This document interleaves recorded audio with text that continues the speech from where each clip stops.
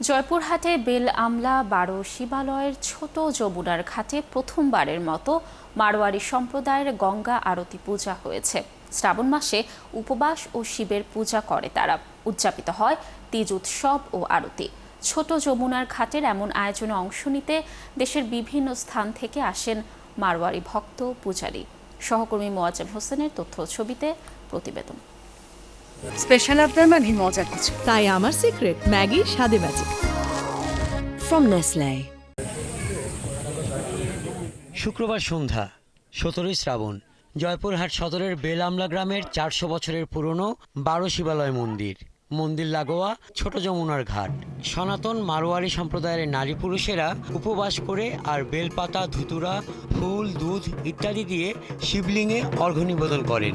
উদযাপন করেন তিজ উৎসব ও গঙ্গা আরতি। শ্রাবণ মাস সনাতন ধর্মে শিবের মাস হিসেবে বিবেচিত। মারোয়ারি সম্প্রদায়ও এই মাসে শিবের পূজা করে।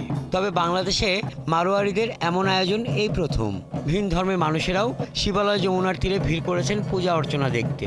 প্রথমবারের মতো এখানে সন্ধ্যা আরতি মানে যমুনা আরতি, গঙ্গা আরতির আয়োজন করা হয়েছে। এটা প্রথমবারই করা হয়েছে। আমি নারায়ণগঞ্জ, ঢাকা থেকে এসেছি। আমরা সবাই আজকে এখানে আমাদের বড় শ্রাবণ মাসের পার্বণ চলছে। আমরা হিন্দুদের মন্দিরে তাদের পূজা অর্চনা দেখতে আসি। আমাদের ঈদের সময় তারা আমাদের ঈদ উদযাপন দেখে।